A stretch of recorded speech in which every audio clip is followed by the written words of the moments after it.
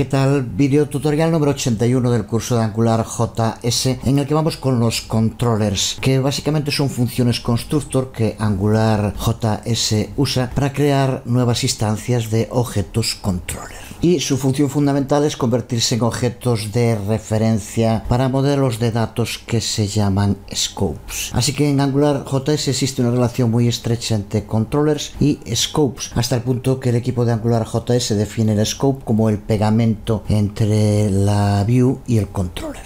Resumiendo esto gráficamente, el controller puede manipular el model usando un objeto scope y esos cambios se propagan automáticamente a la view y viceversa, porque el sistema funciona exactamente igual en ambas direcciones. Las instancias controller se suelen crear usando la directiva ngController. El compilador de Angular JS usa el nombre del controller desde la directiva para instanciar un nuevo objeto controller. Y este objeto es usado posteriormente bien para configurar el estado inicial del scope o para extender su funcionalidad. Existe también una estrecha relación entre scope y los elementos del DOM. Los elementos del DOM son ordenados en una estructura jerárquica y los scopes mimetizan esa jerarquía, lo que significa que cada scope tiene un scope padre y así sucesivamente hasta llegar a un objeto sin padres que es llamado el scope root, el scope raíz. Esto es importante porque significa que además de referenciar su propio modelo, los scopes pueden también heredar el modelo que tengan sus scopes padre y así sucesivamente. Por tanto, si Angular JS no encuentra una determinada propiedad model en el objeto scope en el que se encuentra, buscará esa propiedad en el scope padre y así sucesivamente en el abuelo hasta encontrar la propiedad o hasta llegar al scope raíz, el último. Vamos a ver esto en práctica, en funcionamiento, lo que nos permitirá entenderlo mucho mejor. Vamos a usar un controller para configurar un model state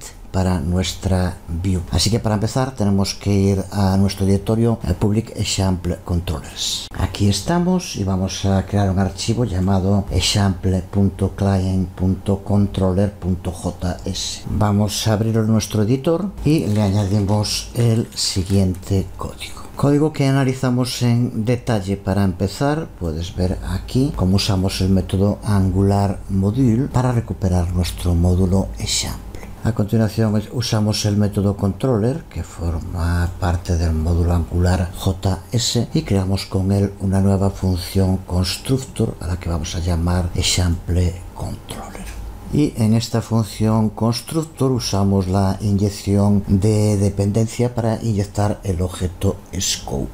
Y por último usamos ese objeto scope para definir una propiedad name, que será la que dentro de un momento usemos para nuestra view. Aquí lo dejé así justo para ahora verlo. Vamos a modificar y verás cómo esto es lo que posteriormente aparecerá en la view. Vamos a poner por ejemplo aplicación min y aquí tenemos resumido en tan poco espacio todo lo que define en Angular JS: views, modelos, controllers y scopes. La view es lo que vamos a tener que modificar ahora, porque para poder usar este controller tenemos que incluir su archivo JavaScript en la página principal de la aplicación y posteriormente añadir la directiva ngController en nuestra view. Así que empezamos yendo al archivo appviews index.js y incluimos este nuevo script que, como vemos, apunta al archivo que acabamos de crear, el controller. Y ahora tenemos que ir a la view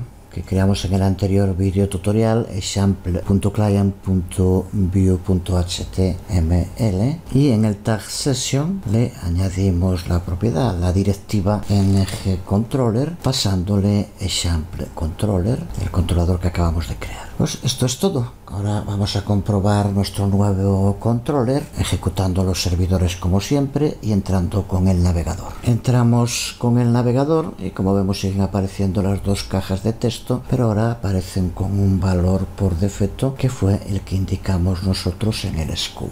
Views, controllers y scopes son clave para construir nuestra aplicación, pero nos queda por tratar un tema importante, que es el uso de rutas. Veremos en el siguiente video tutorial cómo usar el módulo ngRoot para manejar el enrutamiento de nuestra aplicación. Nos vemos.